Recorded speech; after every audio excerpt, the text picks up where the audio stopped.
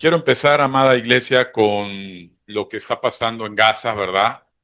Estamos viendo los noticieros, estamos viendo, estuvo Netanyahu, el primer ministro de Israel, en la ONU esta semana y separaron varias personas, lo dejaron casi solo ahí en la ONU hablando. Y todo lo que está sucediendo, amado hermano, son cumplimientos proféticos. O sea, cuando conoces la Biblia, te vas a dar cuenta que todo lo que está sucediendo en este preciso momento está escrito en la palabra de Dios. Así que quisiera yo, por empezar a decirles que esta situación, más allá de conflictos políticos, más allá de conflictos bélicos o de intereses económicos, ¿verdad? Lo que está sucediendo, ¿verdad? Tiene un origen desde hace más de 4000 años, ¿verdad? Y se dio en Génesis 16 con el nacimiento, ¿verdad? De Ismael, ¿verdad? Dice la palabra de Dios, vamos a ver los que Génesis 16. Dice la palabra de Dios en Génesis 16. Sarai, mujer de Abraham, no le daba hijos y ella tenía una sierva egipcia que se llamaba Agar. Dijo entonces Sarai a Abraham: ya ves que Jehová me ha hecho estéril, te ruego pues que te llegues a mi sierva y quizá tendré hijos de ella. Y atendió Abraham al ruego de Sarai, y Sarai tomó de Abraham, tomó a Agar, su sierva egipcia, al cabo de 10 años que había habitado Abraham en la tierra de Canaán, y le dio por mujer a Abraham, su marido. Él se llegó a Agar, la cual concibió, y cuando vio que había concebido, miraba con desprecio a su señora, ¿verdad? Aquí adelante, versículo 15. Y Agar dio a luz un hijo a Abraham, y llamó a Abraham el nombre del hijo que le dio a Agar, Ismael, ¿verdad? Entonces, vemos, amado hermano, cómo eh, este hijo de Abraham, ¿verdad? Llamado Ismael, de él descienden los ismaelitas, ¿verdad? Ismael, y son prácticamente todos los del Islam, ¿verdad? Y hoy podemos ver, ¿verdad? Que así como lo dice también en Génesis, que este iba a ser un hombre fiero, ¿verdad? Que él iba a pelear contra todos y todos iban a pelear contra él, ¿verdad? Entonces, podemos observar, ¿verdad? Que desde tiempos muy antiguos vemos el nacimiento de una simiente de Abraham, al cual también Dios bendijo, dio 12 tribus, dio descendencia y lo hizo un hombre fiero. Después de este nace Isaac, del cual viene, ¿verdad? Israel, ¿verdad? Y de ahí vienen las 12 tribus. Y vemos cómo desde esos tiempos, amado, siempre ha habido conflictos, ¿verdad? Y déjame decirte que esto que tiene un origen muy antiguo, es consecuencia de una falta de confianza en Dios, ¿verdad? Porque sabemos que todo lo que sucede adverso a la voluntad de Dios es pecado, y lo que es pecado no es bueno, y tenemos que ser claros. Ellos no creyeron en la promesa de Dios, ellos supusieron que era Dios quien estaba retardando la promesa y quisieron, ¿verdad?, tomar acciones por su propia cuenta, y de ahí se deriva, amado hermano, el nacimiento de Ismael, hijo de Abraham, hijo de la esclava Agar. Amén. Podemos ver, amado hermano, que la franja de Gaza, ¿verdad? ¿Se acuerdan de Gaza? Gaza aparece en la Biblia muchísimas veces y es la tierra de los filisteos, ¿verdad? Precisamente de esta descendencia. Dicen que viene de abajo del mar Ageo, pero a final de cuentas los filisteos, ¿verdad? Que tantas batallas pudimos ver en el Antiguo Testamento, ¿verdad? Tuvieron contra los hijos de Israel, ¿se acuerdan, no? Y que inclusive Goliat, que fue un filisteo, ¿verdad? Precisamente peleó con David en Gaza, ¿verdad? Ahí fue la batalla del rey David, bueno, en ese entonces no era rey, del muchacho David con el gigante Goliat. Y podemos ver el conflicto de tiempos muy ancestrales, ¿verdad? Que se derivó precisamente de este origen, de esta mala decisión. Ahí tenemos que aprender que las decisiones que nosotros tomamos, ¿verdad? Siempre tendrán consecuencias. En este caso, pues fue una consecuencia, ¿verdad? Desde tiempos de Abraham, o sea, de la creación de la humanidad, de la concepción de los linajes de Abraham, que iban a ser muchísimos y Dios los iba a bendecir, ¿verdad? Tanto Ismael como a los descendientes de Israel. Entonces, quisiera también ubicar, amado hermano, dando todo un contexto, que Israel siempre ha sido un pueblo muy atacado. Hemos estado viendo también en el año 70 después de Cristo, Israel, ¿verdad? Se cumplen las profecías. Israel es desterrado del pueblo, ¿verdad? Y fue disperso por todo el mundo. Del año 70 después de Cristo hasta el 1948, mayo de 1948, se cumplen las profecías, ¿verdad? Donde Israel iba a regresar, ¿verdad? De todos los confines de la tierra, Israel iba a regresar a su tierra. Déjame decirte, como dice nuestro Señor Jesucristo, ¿verdad? En los evangelios de Mateo y de Lucas, que la higuera es Israel, y dice, vean en los últimos tiempos cómo reverdece la higuera, ¿verdad? Florece, ¿verdad? Y esto anuncia que vienen los frutos. Israel es la higuera, y en el momento que Israel es unido nuevamente como nación, a partir de ahí, amado hermano, comienza un tiempo regresivo. Por eso es tan importante poder ver a Israel, ¿verdad? Ya no nada más como una nación, sino como, ¿verdad? El reloj que Dios nos marca a nosotros como cristianos de observanza de Israel, porque a final de cuentas, de Israel viene la salvación. Y esto es muy importante tener en cuenta, ¿verdad? En todo lo que está sucediendo en el mundo, que de Israel viene la salvación, de Israel nació nuestro Señor Jesucristo, Yeshua, donde viene la salvación. En Israel se cumplirán y se siguen cumpliendo las promesas, inclusive, ¿verdad? En el Salmo 122, ¿verdad? A partir del versículo 6 y 9, nos exhorta el salmista, vamos a leerlo, Salmo 122, 6 y 9.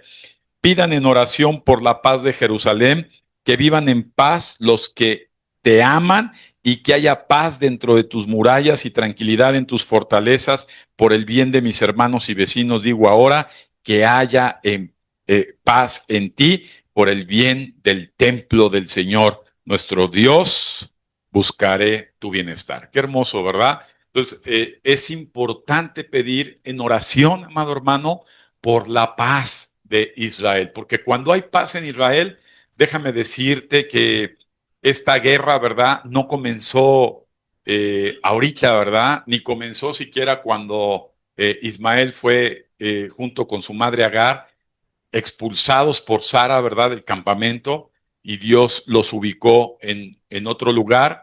Esta guerra comienza en Apocalipsis. Vamos a Apocalipsis, vamos de una vez a ver un poco de relativa, ¿verdad? 45 minutos no es suficiente para explicar esto, pero sé que si el Espíritu Santo está en ti, podrás tener discernimiento de un mensaje exacto que Dios quiere dejar en todos nosotros. Amén. Es 16, 17, déjenme ubicarlo bien.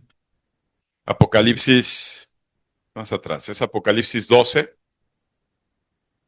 Ahí aparece. ¿Ven? Fíjense cómo empezó esta batalla y quiero meter en contexto, ¿verdad? Apocalipsis 12:7 dice la palabra de Dios directo. Después hubo una gran batalla en el cielo. Miguel y sus ángeles luchaban contra el dragón y luchaba el dragón y sus ángeles, pero no prevalecieron ni se halló ya lugar para ellos. ¿En dónde? En el cielo.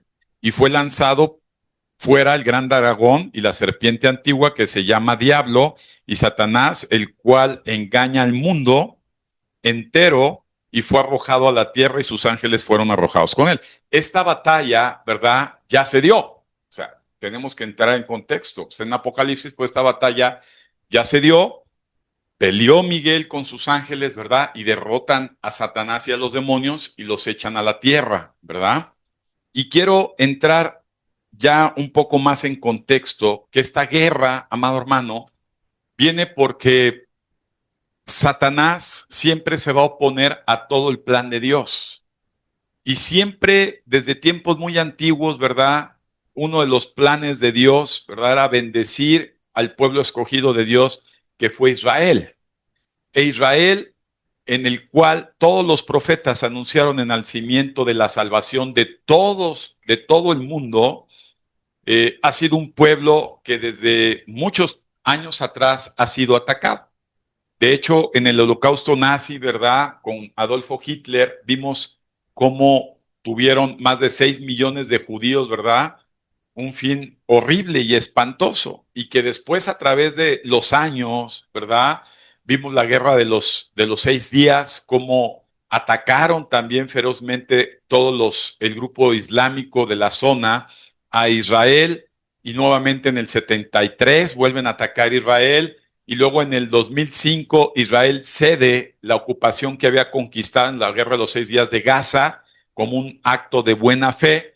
Y después en el 2007 aparece Hezbolá para poder atacar con un grupo de islámico extremo nuevamente Israel. Y podemos seguir hablando hasta el año reciente, 2025, donde vemos que finalmente se da la cara, ¿verdad?, del grupo de islámico radical, que eso es muy importante, amado. Esta es historia bíblica, pero quiero que empecemos a entender una cuestión espiritual. ¿Han visto ahorita en México que se dan mucho las banderas? Hay protestas, hay violencia y sacan siempre banderas de Palestina y demás. ¿Cómo correlacionan todo esto? ¿Sí lo ven o no lo ven? Ok. Todo esto, como dice Efesios capítulo 6, porque nuestra lucha no es contra qué, ¿verdad? No es la guerra física que se está librando. Dios nos llama a orar y a ser pacificadores y mostrar amor, no nada más por los nuestros, sino también por nuestros enemigos. ¿Lo dice la Biblia o no? Sí. ¿Verdad? Y nosotros tenemos que orar por la paz de Israel, porque si hay paz en Israel, quiere decir que esa guerra que ya comenzó en las alturas está tomando frutos positivos. Por eso es importante orar por Israel, porque la manera que en Israel pueda avanzar en esa paz, entonces podremos ver que efectivamente todo se está cumpliendo y se va a cumplir, ¿verdad? Porque Dios tiene control de todo, pero estamos avanzando en esa paz general que deseamos como cristianos. Y no confundamos la paz engañosa, que también va a levantarse prontamente, que ya nació, Dios lo reprenda, el que va a dar una paz aparente en Medio Oriente, ¿verdad? Porque va a ser una paz ficticia. Realmente dirá paz, pero vendrá de momento destrucción repentina. Satanás siempre se va a oponer contra el pueblo elegido de Dios, ¿verdad? Porque se opone a los planes de Dios. Y también Satanás se opone a la iglesia de Cristo porque se opone a ¿quién? A los planes de Dios. No quiere Satanás que la iglesia de Cristo avance, según nos dice la Escritura, en los tiempos de la última cosecha, ¿verdad? ¿Por qué? Porque la iglesia tendrá que cumplir, como nos dice, ¿verdad? El Evangelio de Mateo 28, la gran comisión que dejó Jesús a la iglesia. Y dijo, id y compartid, ¿verdad? Las buenas noticias en todos los rincones de la tierra. Entonces, las dos planes de Dios, tanto como Israel, que se va a cumplir hasta el final, como la iglesia, Satanás se opone ferozmente a ello. Entonces, tenemos, como dice Efesios 6, una lucha de índole espiritual. ¿Y cómo se vencen esas luchas? Espiritualmente hablando, ¿verdad? Pensamos decir, no, vamos a ayudar a Israel y yo me voy a convocar como soldado israelita y también voy a apoyar. No, amado, no va así. Tenemos que orar, ¿verdad? Todas las profecías que dice de Israel se están cumpliendo. O sea, ¿qué dijo Israel? Que él va a proteger a Israel y que va a hacer retroceder a todos ellos. Lo dijo tanto el profeta Zacarías, ¿verdad? Lo comentó en Isaías. Entonces retrocedió. Israel está protegido por Dios y lo estamos viendo. Amén. La iglesia también. Pero el tema de lo que el Señor me dijo que compartiera, amén, de darles esta referencia de la situación actual y que debemos de ser muy claros, tiene una connotación de índole espiritual, ¿verdad? Y en esta situación de índole espiritual tenemos que conocer la generación con la que estamos compartiendo este espacio. Dile a tu hermano, tú compartes este espacio generacional conmigo. ¿No? No importa si tengas 90 años o tengas 3 o 4 años con los niños que se van a la escuela dominical, formamos parte de una generación. Y esta generación, como lo vamos a ver, ¿verdad? Tiene características específicas que además se profetizaron y que Dios anunció, como lo tuvieron otras generaciones, como la generación de Jonás. Vamos a Mateo 12, bien, acompáñenme para ir viendo esas características y poder discernir espiritualmente hablando qué clase de generación son con la que estamos conviviendo tú y yo. Ahorita en Mateo 12 dice la escritura, versículo 39, él respondió, está hablando Jesús, y le dijo, la generación mala y adúltera demanda señal, pero señal no le será dado, sino la señal del profeta Jonás, ¿verdad? ¿A qué generación se refiere en esta parte de Jesús? ¿En cuál? No, a la que estaba viviendo Jesús, ¿verdad? Entonces ahí habla de una primera generación. ¿De cuál? De la presente, donde estuvo Jesús. ¿Qué generación le tocó a Jesús? Observemos. Muchas veces decimos, ¿cómo no vi a Jesús? ¿Cuánto les hubiera gustado conocer al Maestro? A conocer al Señor, a Dios encarnado. Pero esa generación que le tocó a Jesús viajar a la tierra, dice que fue una generación mala y adúltera que exigía señales, ¿verdad? Y luego en el versículo 40 dijo, pero no se te van a dar señales, porque como estuvo Jonás en el vientre del gran pez 3 días y 3 noches, así será el Hijo del Hombre en el corazón de la tierra 3 días y 3 noches. Los hombres de Nínive se levantarán en el juicio con esta generación, esta no es la generación de Jesús, y la condenarán porque ellos se arrepintieron a la predicación de Jonás, y aquí más que Jonás en este lugar. O sea, en pocas palabras, lo que está diciendo Jesús es que la generación de Jonás fue más sensible. ¿Cómo fue la generación de Jonás? Más sensible.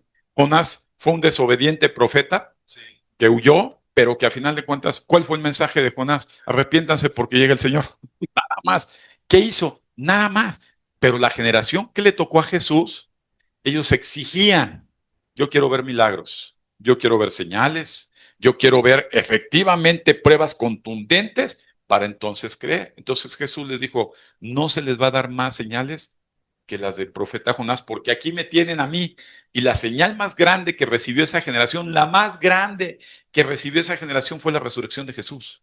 O sea, fue una prueba contundente la que llevó a ese Jesús, la que llevó a esa generación con la muerte y la resurrección de Jesús. Ahora, pero vamos a hablar ahora del tipo, le estoy diciendo por las generaciones, también hubo una generación que menciona la Biblia.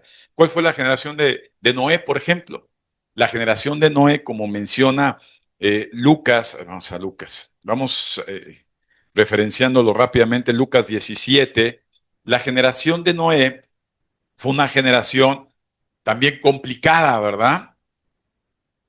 Y en la generación de Noé, en Lucas 17, 26, dice, como fue en los días de Noé, así también será en los días del Hijo del Hombre. Comían, bebían, se casaban y se daban en casamiento, hasta el día en que entró Noé en el arca y vino el diluvio y los destruyó a todos. A ver, dice la palabra de Dios que va a ser muy parecida la generación de Noé, parecida, no igual, a la generación de la llegada del Hijo del Hombre. ¿Quién es? En pocas palabras, esta es nuestra generación. ¿Y cómo era esa generación? Dile, no le importaba. Es decir, ellos vivían su vida. Noé vino a decir, les voy a construir una barca en el cerro, porque ahí estaban los árboles, porque va a venir un diluvio y tenemos que protegernos, tenemos que evitar morir, porque la gente vivía desenfrenadamente. Pero a pesar del mensaje de Noé y de sus hijos, la gente no tomó en cuenta ese mensaje y esa obra que estableció Noé. ¿Y qué dice la palabra? La palabra nos dice que eran indiferentes. ¿Cómo eran? ¿Qué hacían? Llevaban la vida cool, no les importaba nada, hacían planes a 5, a 10 años, mañana me cambio de trabajo, compro una casa, mañana me caso, tendré un hijo, tendré un gatito, invertiré aquí, me iré de viaje, haré. lo que menos les importó a esa generación es el mensaje de advertencia que había dado Dios a través de Noé. Pongan atención. ¿Qué tipo de generación estamos viviendo tú y yo? No, vamos, dice parecida. O sea, ¿en qué es parecida? Les vale. Ay, que explotó una bomba de gas, un camión de gas. Ay, que empezó a haber terremotos fuertes en partes del mundo. Ay, que está la guerra. Ay, y la gente, hoy es domingo, se van corriendo a comer y mañana es lunes y comienza otra vez. Y después llega fin de año y después llega año nuevo y después comienza el año y la gente, pasan los años, pasan los años, avanza la vida y la gente, y la gente, y la gente, como nuestra generación.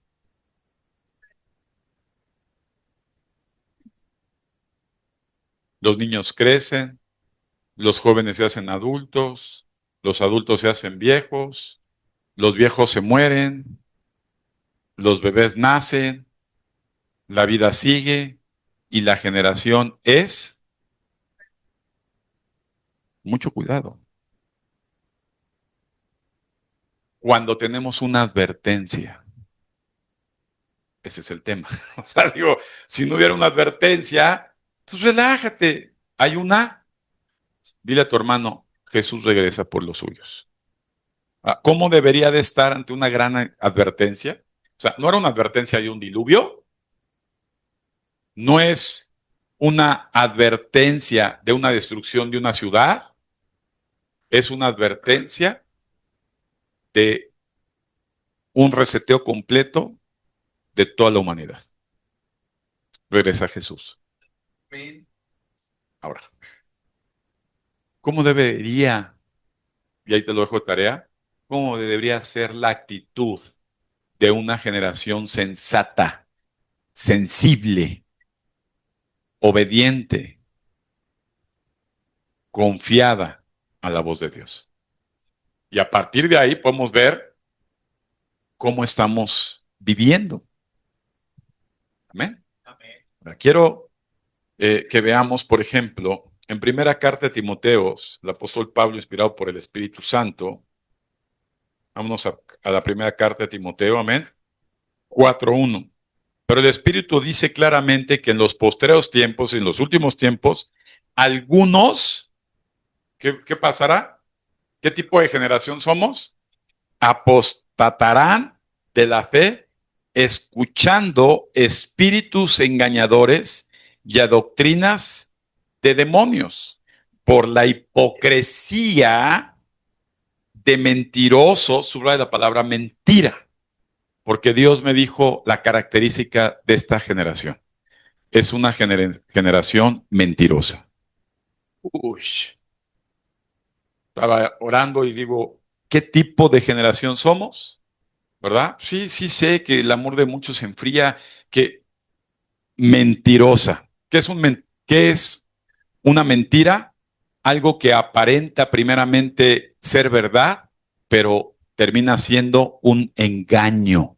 Mucha gente viene diciendo que tienen fe, pero termina siendo mentira. Mucha gente se dice seguidor de Jesús y terminaron siendo unos mentirosos. Mucha gente dice que el amor a Dios es lo más importante en su vida y terminó siendo una mentira.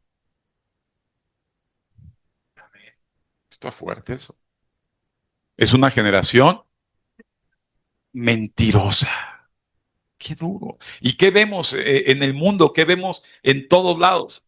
Hay mucha mentira. Vivimos tiempos de cómo está ahora la tecnología en las redes sociales. ¿Es veraz?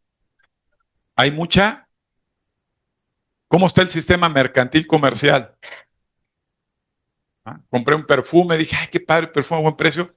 Y luego la botella estaba usada. Y entonces dije, es una vil mentira. La gente se compromete de por vida y dice que te voy a amar toda la vida y ves una tasa enorme de truenes matrimoniales. Es una vil mentira.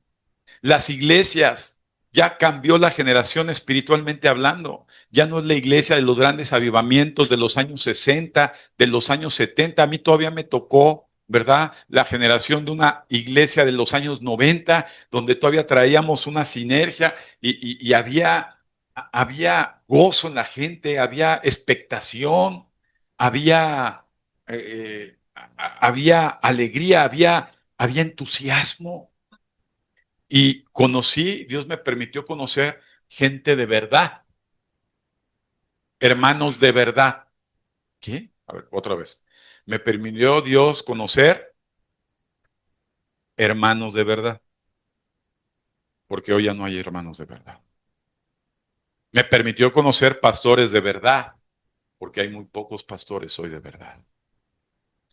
Me permitió conocer conferencias, estudios de verdad, porque hoy se da un versículo y se canta el 80% más y salen niños y mujeres cantores, van a ver espectáculos, pero la verdad es muy poca y diluida y adulterada la que entra a sus corazones, espíritus engañosos. Y el problema de esta generación mentirosa es una generación, amado hermano, que la gente vive más en sus mentiras. Y las mentiras te llevan a grandes equivocaciones como lo llevó a Eva. ¿Qué usó el diablo para cambiar el rumbo de toda la historia de la humanidad? Usó una verdad que finalmente terminó siendo mentira. O sea, ¿cómo comienza una mentira? Con una aparente verdad. Y esto, hermano, es la característica más común en la generación que tú y yo estamos compartiendo. Gente mentirosa. Uy, ¿por qué la gente no entiende la verdad? O sea, cuando yo veo y he estado orando por muchos de ustedes y he estado orando incluso por la gente que no está aquí y veo y analizo como pastor, digo, Señor, ¿qué acaso no estoy enseñando tu verdad? No estoy enseñando tu verdad porque es importante autoexaminarse y decir, en qué estoy fallando? ¿Estoy enseñando tu verdad? ¿Estoy hablando tu verdad? ¿Les estoy instruyendo tu verdad?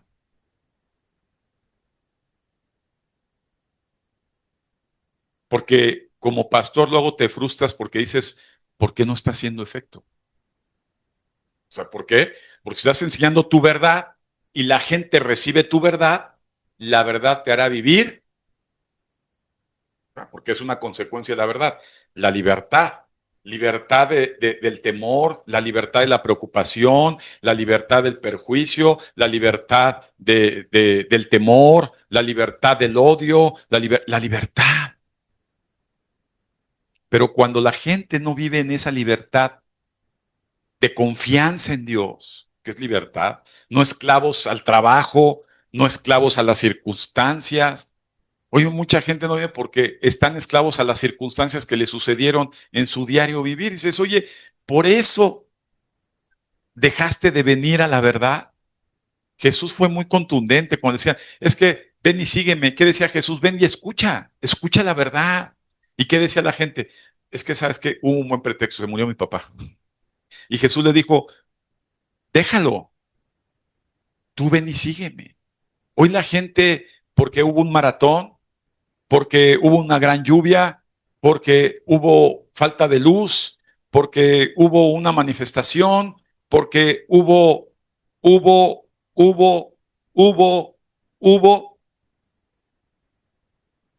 muestran la falta de verdad en sus vidas. Amarás al Señor tu Dios con toda tu mente, con todo tu corazón y con todas tus fuerzas. Esa es una gran verdad. Y la gente que no vive eso vive una gran mentira. Entonces podemos entender que vivimos una generación de mentira. La apostasía no es otra cosa más que muchos falsos, ¿verdad? Que creyeron haber vivido la verdad un tiempo. ¿Cuántos conocemos que vivieron la verdad un tiempo? ¿Sí se acuerdan o no? Ah, me decían, me comentaban, va a venir otro aniversario de la iglesia. Ya viene el aniversario de la iglesia. Entonces, cuando me dicen eso, digo yo, mi mente viaja, recuerdo los primeros, los segundos, los terceros, y me doy cuenta de que tristemente mucha gente, como dice la Biblia, vivieron una gran mentira. Porque la verdad prevalece. Dile a tu hermano, la verdad prevalece.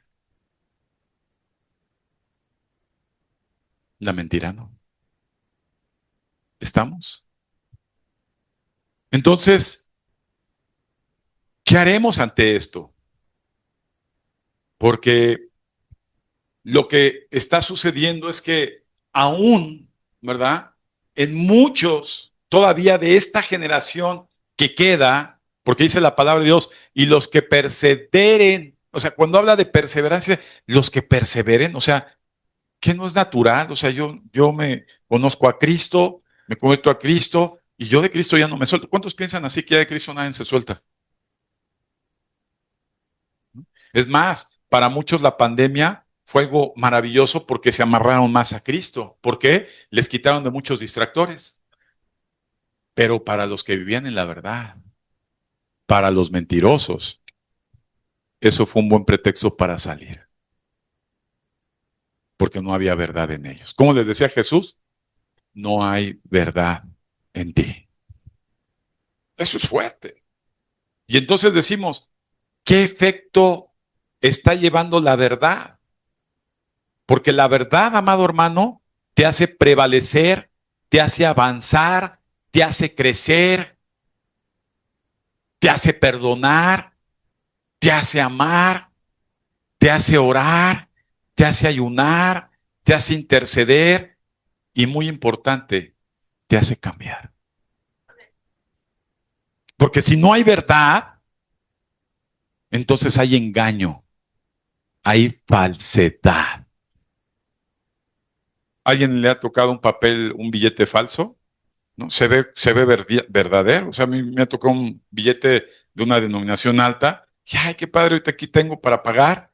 Y lo pasan. Y yo muy confiado. ¿Cómo estás cuando aparentemente estás en la verdad? Fíjate cómo va ligado. Cuando estás en la verdad, hay que. Pero ¿qué pasa cuando eso verdadero, como mi billete, lo descubren que es falso? Entra, lo controla la confianza que es desconfianza. Ya no hay.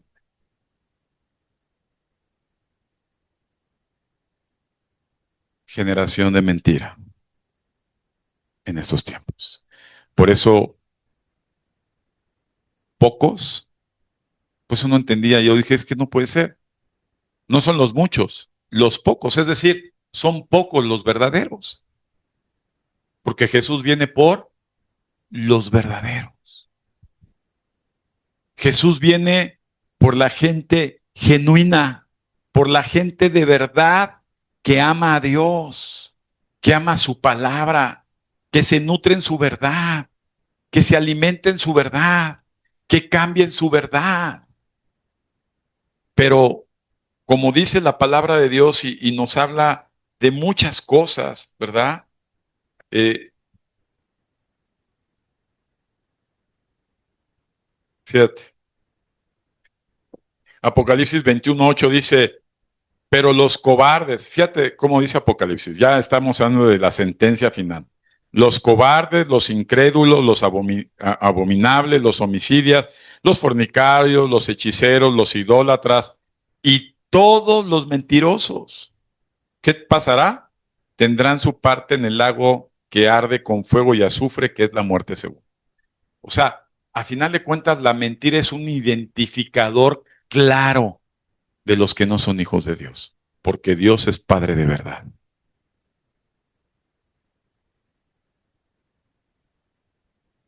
Dios quiere que la gente se acerque con sus mentiras, porque la verdad confronta la mentira y cambia la mentira por verdad.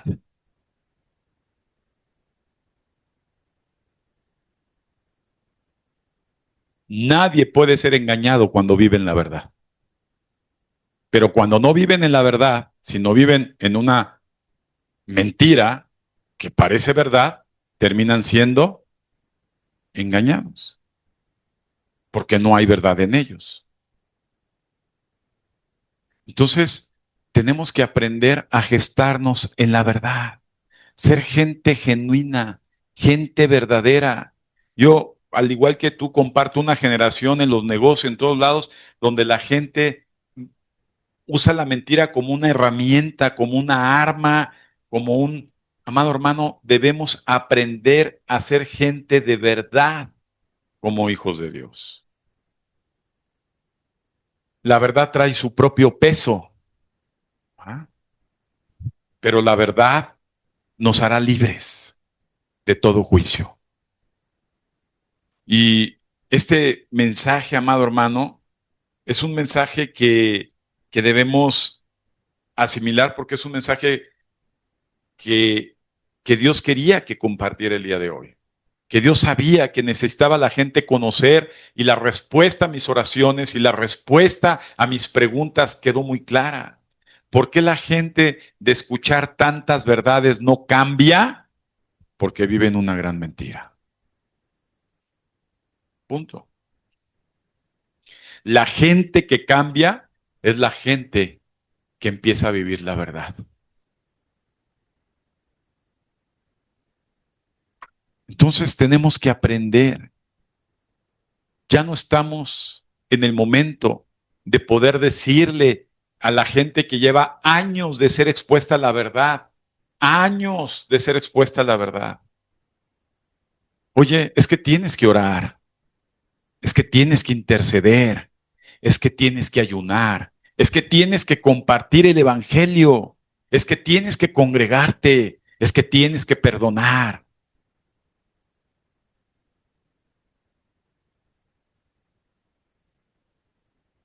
La gente después de años que necesita ser instruida nuevamente en lo mismo, es gente que siempre ha vivido en la mentira.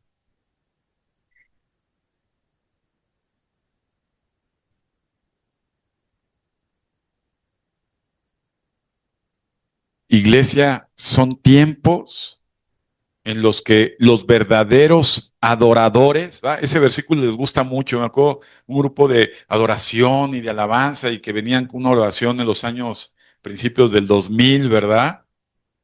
De los avivamientos. Y decía, los verdaderos adoradores adorarán ¿en qué? Primeramente espiritualmente y nuevamente la palabra clave. Para adorar a Dios necesitas ser verdadero. Para que Dios te escuche debes de ser verdadero.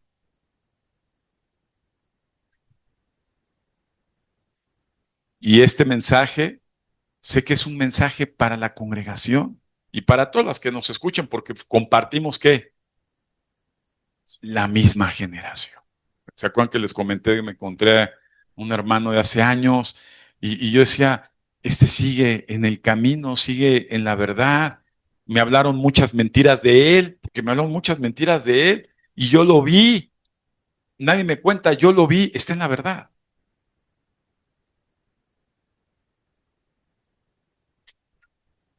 Sin embargo, hay algunos que ya no nada más viven en la mentira, son padres de mentira. ¿Qué son los padres de mentira? Los que enseñan a mentir. Los que siempre están diciendo, mira, hazlo por aquí, hazlo por acá, así es. Imagínate, los pastores mentirosos que en lugar de enseñar la verdad, ahí estamos viendo uno que agarraron en Estados Unidos que ya lo están ligando a ligas de narcotráfico. Este hombre por años estuvo enseñando mentira.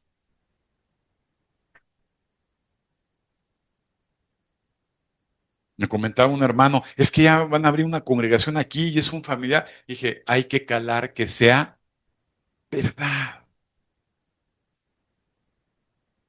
Es que ya se encuentran una hermanita que ya no está y es que yo ya estoy yendo a otro lado.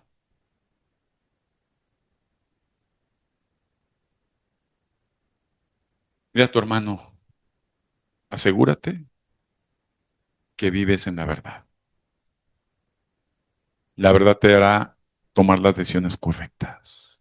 Muchas veces decimos, ¿cómo es posible? ¿Cómo es posible que se vayan? ¿Cómo es posible que renuncien? ¿Cómo es posible? La apostasía, ¿qué es la apostasía? Los apóstatas. ¿Qué no me hace falta congregarme? Te estás negando la verdad, pero la verdad dice lo contrario.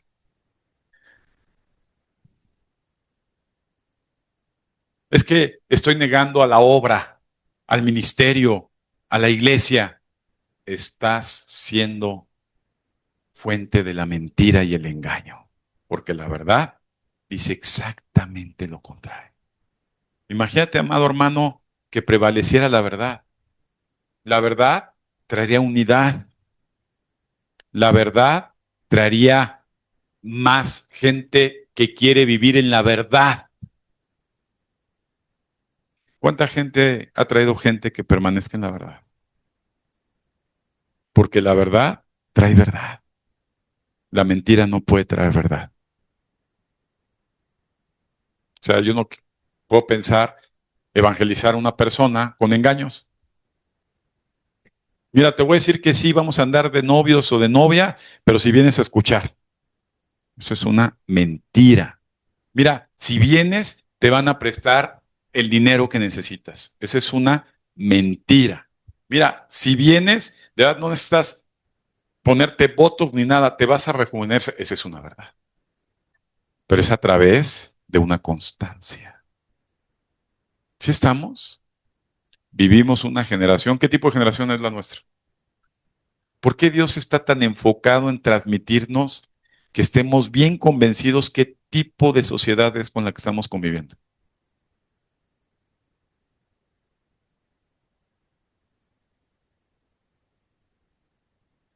Y los ves. Y es muy duro, porque cuando ves gente a tu alrededor que amas y demás, ves que viven una gran. Tenemos, amados hermanos, que esforzarnos a estar en la verdad.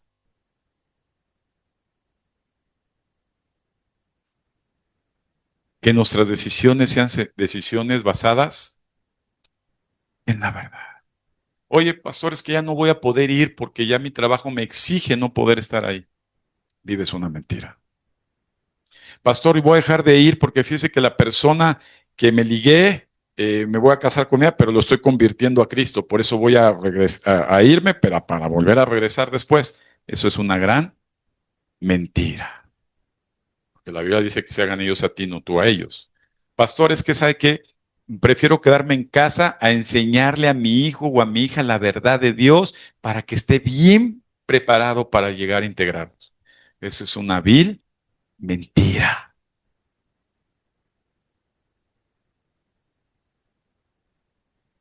Si no, entonces Jesús diría, pues nada más, no, no, ¿para qué quiere la iglesia? ¿Para qué le llama cuerpo? Mejor que cada quien sea su uña. Aquí hay un cuerpo integrado y le dedicó varias epístolas. Entonces, tenemos que ser cuidadosos porque la mentira parece verdad, pero la mentira, a final de cuentas, es amarga. ¿Se acuerdan el resultado de la mentira? No falla, ¿eh? ¿Cuál es el resultado de la mentira?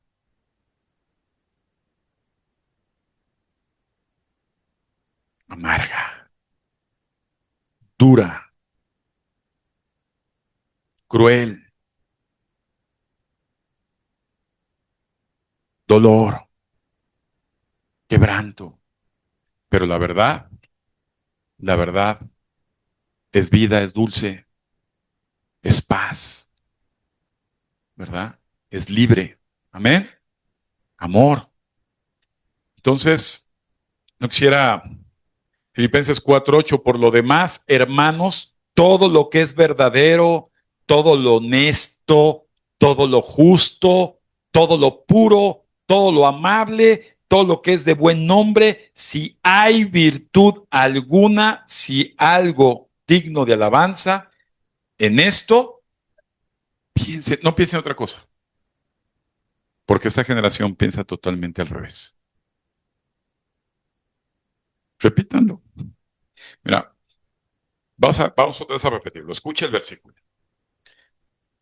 Por lo demás, hermanos, ¿a quién está hablando? A los hermanos verdaderos. ¿Cuántos son hermanos verdaderos? Espero que sí, mi Dios. Amén. ¿Cuántos hermanos verdaderos hay? Ya muchos dicen, yo creo que sí, pastor. Voy a dar una caladita de verdad. Pero, ¿qué es ser verdaderos?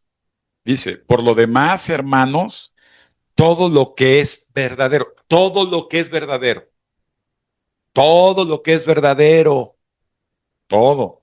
Fíjense algunas cosas, todo lo honesto, todo lo que. ¿Se acuerdan cuántos falsos pastores y maestros son que caen bien? Casi siempre el deshonesto cae bien, ¿sí saben eso? Hay hasta un test psicológico, ¿eh? Los deshonestos caen bien, traen esa habilidad de caer bien. ¿Cómo crees que les va a caer el anticristo? Súper bien. No bien, súper bien. Como que el honesto no cae bien a veces, ¿no? Es decir, ¿sí o no? Algunos aquí hermanos hasta se ponían así tan aleques. Lo verdadero no cae bien, ¿o sí? Ese ríe el Leo. ¿Sí o no? Lo que no nos gusta, lo genuino, lo verdadero, lo honesto. ¿Sí o no? Entonces, lo verdadero, lo honesto, lo justo. ¿Qué es lo justo? Lo justo no es lo que nos conviene muchas veces, es lo que es. Por ahí dicen aquí en México, es lo que hay. O sea, a ver, ¿qué es lo justo? Lo que es. O sea, no es que digas, es que yo me. No, hermano, es lo justo. Que no vengas a maquillar tus mentiras, tus anhelos, lo justo, lo puro. Cuando empezamos a hablar de pureza, como hay mucho ecoloco, hermano, ahí que diondón, que no le gusta el aseo espiritual. O sea, perdón, ¿qué es el aseo espiritual? ¿Cuántas personas diariamente se levantan a pedirle perdón a Dios? Todos los días tenemos que arrepentirnos con Dios. Todos los días tenemos que pedirle perdón a Dios. Un día que no le pides perdón a Dios, estás bien hediondo. Apestas, porque el pecado está en la carne y el pecado trae pecado y huele mal y el pecado empieza a infectar tu mente, tu corazón. Por eso luego la gente no entiende, porque están llenas de pecado. Acuérdate que todo lo que está pasando es consecuencia del pecado. Entonces, lo justo, lo puro, lo amable, eso está duro, amados. Porque cuando una persona es justa, es verdadera, y hay veces que tenemos algunos temperamentos más levantados, eso no debe quitarte lo amable. Gracias, por favor, así es. Ahí estaba viendo un mesero que se acerca a atender y le pide a Dani una bebida, y entonces estaba distraído Daniel en su rollo, y el mesero le dice, ¿qué quiere? ¿Fue amable? Si yo le había aventado el vaso, también no hubiera sido amable, digo, me dieron ganas de aventarle el vaso. O si no me hubiera dejado propina, no hubiera sido. Fíjate qué importante es la verdad.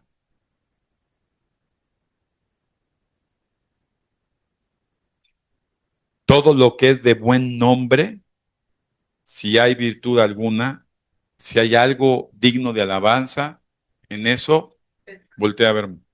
Piensa. No pienses en las canciones, en el TikTok, en las redes. Piensa en lo que es verdadero. Amén. Acuérdate que la única forma de combatir lo que estamos viviendo es en ayuno, oración verdadero. ¿Estamos? ¿Habrá intercesores mentirosos? ¿Cuánto daño hará un intercesor mentiroso? ¿Harán daño? No, pastor, si yo nada más oro. Y de momento salen ahí toda la cloaca, dices, pues estás ocupando un lugar de alguien que sí podía ser escuchado por Dios porque tú eres un mentiroso. Jesús enseñó, pidan a los que son verdaderos. Otra vez, pidan y se les dará. Amén. Se ven guapos cuando hay verdad. Amén. Vamos a orar y vaya palabra. Vamos a darle gracias a Dios.